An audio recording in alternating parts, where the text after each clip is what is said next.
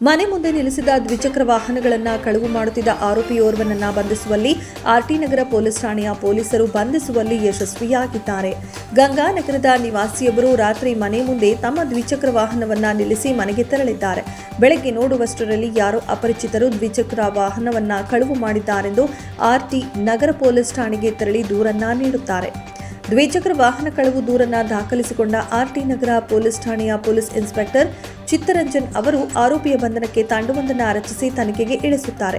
ವಿವಿಧ ಆಯಾಮಗಳಲ್ಲಿ ತನಿಖೆಯನ್ನ ಕೈಗೊಂಡ ತಂಡಕ್ಕೆ ಸಿಬಿಐ ಮುಖ್ಯ ರಸ್ತೆಯ ಹೋಟೆಲ್ ಒಂದರ ಮುಂಭಾಗದಲ್ಲಿ ಓರ್ವ ವ್ಯಕ್ತಿಯನ್ನ ಪ್ರಕರಣದಲ್ಲಿ ಕಳುವಾಗಿದ್ದ ದ್ವಿಚಕ್ರ ವಾಹನ ಸಮೇತ ವಶಕ್ಕೆ ಪಡೆದುಕೊಂಡು ವಿಚಾರಣೆಗೆ ಒಳಪಡಿಸಿದಾಗ ಬೆಂಗಳೂರು ನಗರದ ವಿವಿಧ ಕಡೆಗಳಲ್ಲಿ ದ್ವಿಚಕ್ರ ವಾಹನಗಳನ್ನು ಕಳುವು ಮಾಡಿರುವುದಾಗಿ ತಪ್ಪೊಪ್ಪಿಕೊಂಡಿದ್ದಾನೆ. ಆರೋಪಿ 40 ವರ್ಷದ ಇಮ್ತಿಯಾಜ್ ಅಲಿಯಾಸ್ ಪಾಪು ಈ ಹಿಂದೆಯೂ ಬೈಕ್ ಕಳವು ಪ್ರಕರಣದಲ್ಲಿ ಬಂಧಿಯಾಗಿ ಜಾಮೀನಿನ ಮೇಲೆ ಹೊರಬಂದು ಮತ್ತೆ ದ್ವಿಚಕ್ರ ವಾಹನ ಕಳ್ಳತನಕ್ಕೆ ಕೈ ಹಾಕಿದ್ದಾನೆ. ವೃತ್ತಿಯಲ್ಲಿ ಹೊರಗುತ್ತಿಗೆ ಆಧಾರದಲ್ಲಿ ಬಿರಿಯಾನಿ ತಯಾರಿಸಿಕೊಡುವ ಇಮ್ತಿಯಾಜ್ ಕುಡಿತದ ಚಟಕ್ಕೆ ಹತ್ತಿಸಿಕೊಂಡಿದ್ದ ಈತನ ಮೇಲೆ 10 ಪ್ರಕರಣಗಳು ದಾಖಲಾಗಿವೆ. ಬಂಧಿತ ಆರೋಪಿಯಿಂದ ಲಕ್ಷಾಂತರ ರೂಪಾಯಿ ಮೌಲ್ಯದ 4 ದ್ವಿಚಕ್ರ ವಾಹನಗಳನ್ನು ಆರ್ಟಿ ನಗರ ಪೊಲೀಸರು ವಶಪಡಿಸಿಕೊಂಡಿದ್ದಾರೆ.